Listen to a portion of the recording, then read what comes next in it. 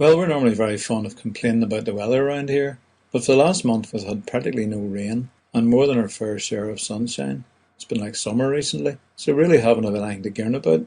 Fortunately, we do have a UK election coming up, so we can complain about politicians instead, can't we?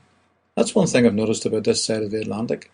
We're very free in criticism of our politicians, unlike what I see of the United States, where a lot of people seem to hold them in awe, especially the President. Any criticism of the President seems to be taken as criticism of the nation. As you've probably gathered, there's a royal wedding about to take place in London. You've heard of William and Kate, I'm sure.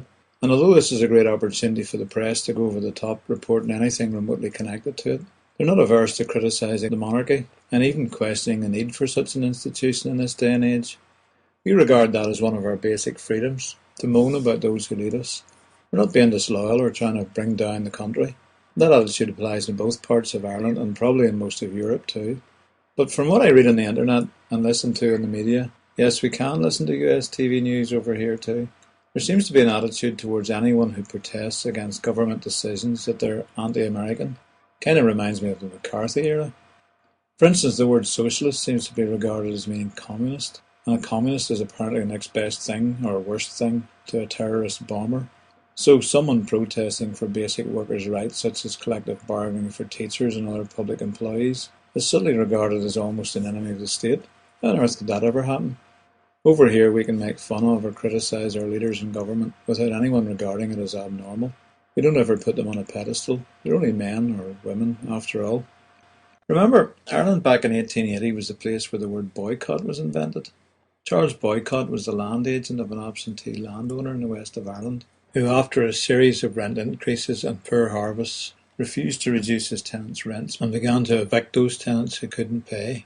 Another land agent was murdered, but Charles Stuart Parnell, the nationalist politician, who was himself a Protestant landowner, incidentally with an American mother, advised against any violence, but instead proposed that everyone in the area should ostracise the estate.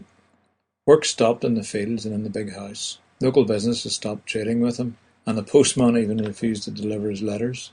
Boycott was unable to hire anyone to harvest the crops he was responsible for, until eventually some Orangemen from Cavan and Monaghan volunteered to carry out the work. Even though the boycott was non-violent and remained so, these men were escorted to Mayo by 1,000 police and soldiers, making it a very expensive harvest, and the boycott still continued. Soon the term boycott was being used in the Times and other publications, and entered the English language as a term for organised isolation, and the action has become a very popular, non-violent way of showing our displeasure against governments and corporations, who otherwise have very little regard for the poor, the weak, the environment, or anything else. Today we have several international corporations which have more power than many small nations, and who often believe themselves to be above any local laws or restraints. Often the only way to influence such corporations is by hitting them where it hurts them most, the bottom line.